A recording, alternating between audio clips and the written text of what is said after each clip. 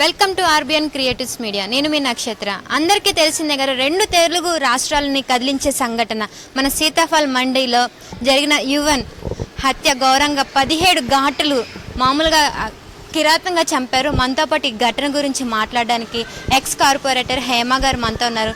అసలు దీని గురించి చాలా డీటెయిల్స్గా కూడా ఎక్స్ప్లెయిన్ చేయడానికి మనతో రెడీగా ఉన్నారు. నమస్కారం.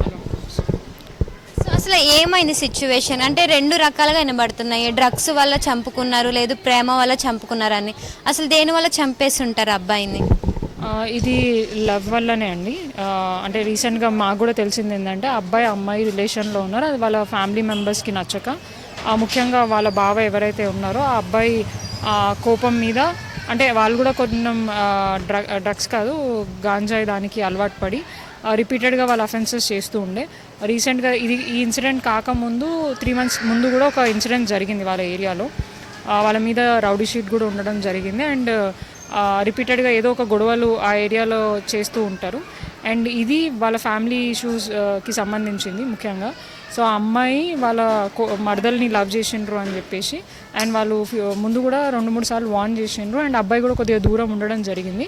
అయినా కూడా దాన్ని తట్టుకోలేని అబ్బాయి ఎవరైతే బాగా ఉన్నారో వారు రిక్కీ నిర్వహించి మొన్న 7th రోజు నైట్ మేడిబావి దగ్గర వాళ్ళ ఫ్రెండ్స్ దగ్గర కూర్చున్న సమయంలో వచ్చి దారుణంగా ఇష్టం వచ్చినట్టు ఆయన ఎంత బతిమలాడినా కూడా ఎంత కూడా కనికరం చూపించకుండా మెడ మీద, తల మీద, బాడీ ఎక్కడ పడితే అక్కడ ఏమంటారు కత్తితో పొడిచి దారుణంగా వాళ్ళు చంపడం జరిగింది.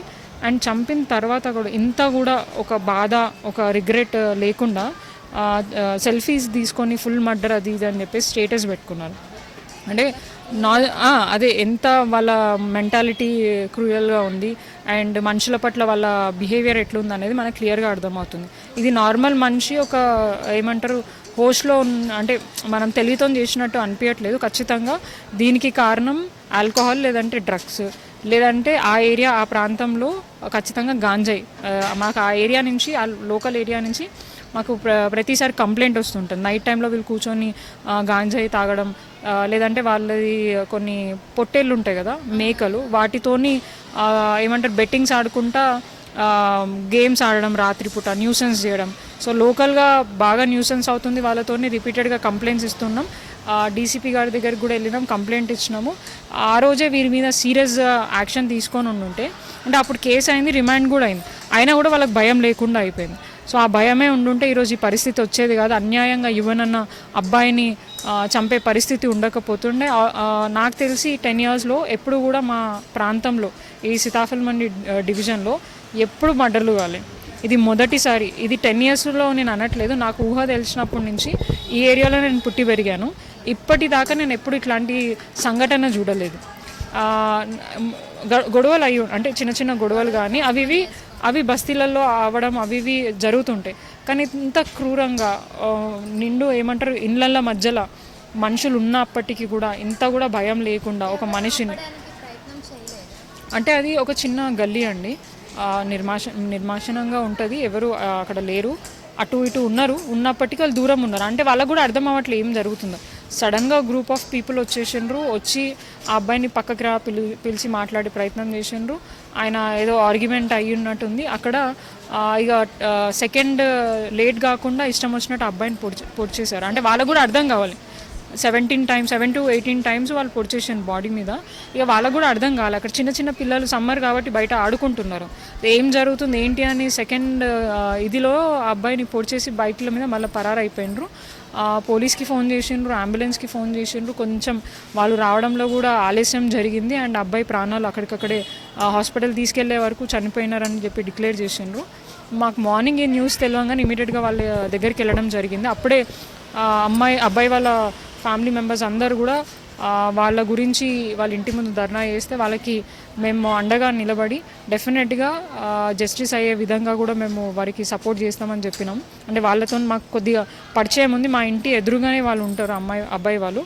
సో అట్లా తెలిసి. అండ్ అమ్మాయి వాళ్ళ సైడ్ కూడా మాకు పరిచయమే ఉన్నారు, లోకల్గానే ఉంటాం కాబట్టి ఏమైనా ఏమంటారు పండగల టైంలో, బతుకమ్మల టైంలో, బోనాల టైంలో కలుస్తుండే. కానీ ఇంత క్రూరల్ మైండ్ ఉన్న వ్యక్తులు మా మధ్యలో ఉన్నారని మాకు తెలియదు. మాతో మాట్లాడుతుండే, మాతో ఏమైనా కార్యక్రమాలు ఉంటే పార్టిసిపేట్ చేస్తుండే, వస్తుండే, పోతుండే. బట్ ఇట్లాంటి మైండ్ సెట్ ఉన్నారు పిల్లలు, ఇంత ఘోరంగా మనుషుల మధ్యలో ఉండి తిరుగుతున్నారని మేము అసలు ఎక్స్పెక్ట్ చేయలేదు. ఇట్లాంటి మెంటాలిటీ ఉన్న వాళ్ళు మాత్రం మనుషుల మధ్యలో ఉండద్దు. అండ్ అక్కడ ఉన్న బస్తీ వాసులే కానీ ఎవరైనా కూడా వాళ్ళు ఆ ఏరియాలో ఉండకుండా అక్కడి నుంచి వెళ్ళిపోవాలని చెప్పేసి డిమాండ్ చేస్తున్నారు. ఎందుకంటే ఇప్పుడు ఇది జరిగింది, రేపు ఫ్యూచర్లో ఇంకా జరగదని అయితే గ్యారంటీ లేదు. సో ఎందుకంటే వాళ్ళు అంత ఇదిగా ఇంత కూడా ఏమంటారు బాధ లేకుండా సెల్ఫీలు పెట్టుకోవడం అనేది మాకు ఇంకా బాధ కలిగించిన అంశం లాగా మేము చూస్తాము. ఖచ్చితంగా ఆ కుటుంబానికి అండగా నిలబడతాము, జస్టిస్ వచ్చేలాగా పోరాడతాము. ఈరోజు డీసీపీ గారు ప్రెస్ మీట్ కూడా పెట్టడం జరిగింది. 10 మెంబర్స్ని అదుపులో తీసుకొని వాళ్ళ మీద యాక్షన్ తీసుకుంటా అని చెప్పినారు. సో ఎవరికి ఏమైనా కూడా అల్టిమేట్గా తిరిగిన ప్రాణం రాదు. సో ఆ ప్రాణంకి మనశ్శాంతి కానీ వాళ్ళ కుటుంబానికి న్యాయం జరిగిందంటే ఖచ్చితంగా వారికి లైఫ్ ప్రిజన్ ఉరిశిక్ష పడేలాగానే ఈ ఏమంటారు పోలీస్ శాఖ సపోర్ట్ చేస్తే అది అంటే ఎవిడెన్సెస్ అన్ని ప్రాపర్గా కలెక్ట్ చేసి కోర్టుకి సబ్మిట్ చేసి వాళ్ళకి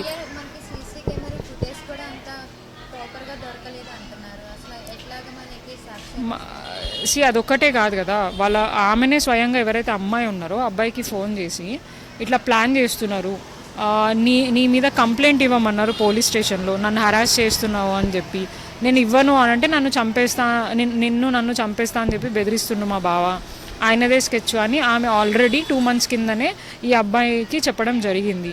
ఆయన క్లియర్గా ఇదేంటి అంత సైలెంట్ ఉన్నాక ఎవరి జాగాలో వాళ్ళు ఉన్నాక ఇప్పుడు కొత్తగా మళ్ళీ గొడవలు పెట్టడం ఏంటి, నా కెరియర్ ఎందుకు ఎఫెక్ట్ చేస్తున్నారు అది ఇదని కూడా మాట్లాడినరు. అదే కాకుండా వారు పొడిచిన ఆయుధాలు ఉన్నాయి అక్కడ. ఎవరైతే 2 సాక్షులు వాళ్ళ ఫ్రెండ్స్ ఉన్నారో 11 ఫ్రెండ్స్ వాళ్ళు అక్కడ ఉన్నారు, వాళ్ళ ఎవిడెన్సెస్ సరిపోతే ఆడియోస్ ఉన్నాయి. అండ్ మోరోవర్ చనిపోయినాక వాళ్ళు పెట్టుకున్న స్నాప్స్ ఉన్నాయి. సో ఇవన్నీ ఎవిడెన్సెస్ చాలు. అండ్ సీసీ కెమెరా కూడా అక్కడ ఉంది.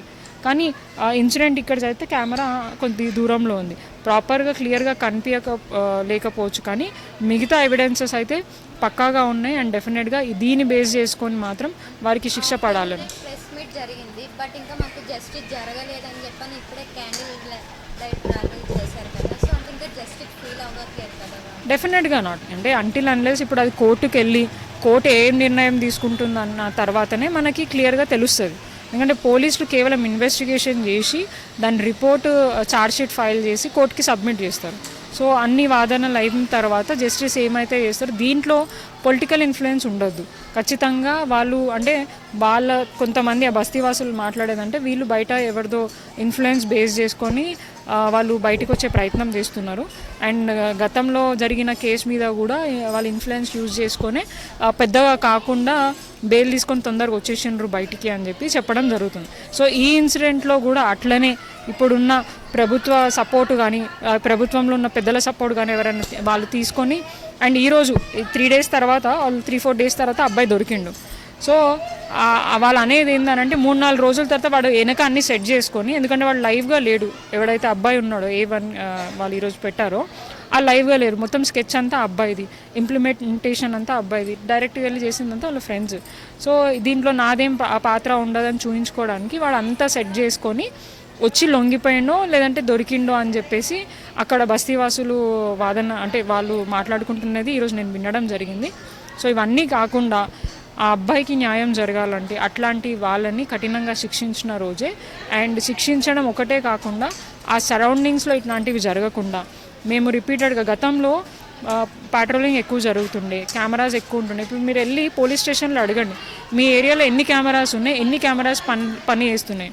ఎందుకంటే వాళ్ళు ప్రతి దగ్గర అవేర్నెస్ కోసం ప్రతి ఒక్కరిని పబ్లిక్ని మోటివేట్ చేయడానికి కెమెరాలు పెట్టుకోమన్నారు. మరి వాళ్ళు పెట్టిన కెమెరాలు ఎన్ని పని చేస్తున్నాయి? రేపటి రోజున ఏదైనా ఇన్సిడెంట్ జరిగినప్పుడు అవే కీలక ఆధారాలు ఉంటాయి కదా. మరి గతంలో బీఆర్ఎస్ ఉన్నప్పుడు మా ప్రభుత్వం మా ఎమ్మెల్యే గారు ఇక్కడ ఉన్నప్పుడు 1,50,00,000 దాకా సీసీ కెమెరాలకి ఆయన స్పెషల్ ఫండ్ ఇవ్వడం జరిగింది. సో ఇచ్చిన తర్వాత వాటిని అన్నిటినీ కూడా ఆ కెమెరాస్ను ఉపయోగంలో ఉన్నాయా లేవా చూసుకొని ప్రజలకి భద్రత కల్పించే విధంగా వాళ్ళు ఏం చర్యలు తీసుకుంటున్నారు అనేది ప్రభుత్వాలు కూడా ప్రజలకి భద్రత కల్పించాలా. ఈ విషయమే కాకుండా రాష్ట్రంలో ఎన్నో సంఘటనలు జరుగుతున్నాయి, చూసుండొచ్చు. పొద్దున ఏమంటారు దొంగతనాలు జరుగుతున్నాయి, మానభంగాలు జరుగుతున్నాయి, మర్డర్లు అవుతున్నాయి. ఈ 10 ఏళ్లలో ఎప్పుడు కూడా ఇట్లాంటి ఇన్సిడెంట్స్ ఇంత దారుణంగా చూడలేదు. ఉండదు. అడిక్ట్ అవుతున్నారు. అదే ఇప్పుడు సివి ఆనంద్ గారు కొన్ని చర్యలు తీసుకుంటున్నారు. దాన్ని స్ట్రిక్ట్గా సీరియస్గా ఇంప్లిమెంట్ చేస్తే తప్ప దీన్ని కంట్రోల్ చేయడం కష్టము. కాలేజెస్లో స్కూల్స్ సరౌండింగ్స్లలో ఆ పాన్ డబ్బాలు కానివ్వండి ఇంకేమైనా ఉంటాయి కదా, వాటి మీద సీరియస్ ఫోకస్ చేయాలి అండ్ సీరియస్ మానిటర్ చేయాలి. అండ్ ప్రజలు కూడా మీ మీడియా ద్వారా ప్రజలను కూడా విజ్ఞప్తి చేస్తున్నా, మీ పిల్లలు ఎక్కడ పోతున్నారు, ఏం చేస్తున్నారు, ఎట్లా ఉంటున్నారు, ఎవరితో తిరుగుతున్నారు అనేది ఒక కన్నేసి ఉంచి మీ పిల్లల్ని మీరు కాపాడుకోండి. అనవసరంగా ఇట్లాంటి గొడవలలోకి ఇప్పుడు వాళ్ళ ఫ్రెండ్స్ ఎవరో వచ్చి ఇక్కడ చేసాను, వాడికి ఏం సంబంధం వీళ్ళ ఫ్యామిలీ ఇష్యూ తోటి. ఇప్పుడు వాడు కదా ఎఫెక్ట్ అయ్యాడు, వాడి కెరియర్ కదా ఎఫెక్ట్ అయింది, ఇప్పుడు వాళ్ళ పేరెంట్స్ కదా ఇప్పుడు నష్టపోయిండ్రు. సో తెలియక ఆవేశంలో పోయి ఇట్లాంటివి చేసుకొని కెరియర్ ఎఫెక్ట్ చేసుకునే పరిస్థితికి తీసుకురావద్దు. సో దీనికి పేరెంట్స్ కూడా బాధితులు ఉంటారు, అంటే బాధ్యత వహించాలి. ఖచ్చితంగా వాళ్ళ పిల్లలు ఏం చేస్తున్నారు ఏంటిది అనేది ఒక అబ్జర్వేషన్లో ఉంచి వాళ్ళు ఏదైనా ఉన్నా కూడా పోలీస్ హెల్ప్ తీసుకోవడం, అక్కడ ఉన్న లోకల్ వాళ్ళ హెల్ప్ తీసుకొని వాళ్ళని ఒక మంచి మార్గంలో పెడితే బాగుంటుంది. అండ్ యూత్ కూడా ఇట్లాంటి చెడు అలవాళ్ళకు పోకుండా వాళ్ళ ఫ్యూచర్ మీద ఫోకస్ పెట్టుకొని కెరియర్ మీద దృష్టి పెట్టుకొని మంచిగా ఉండాలని చెప్పేసి మేము అందరం కోరుకుంటున్నాం.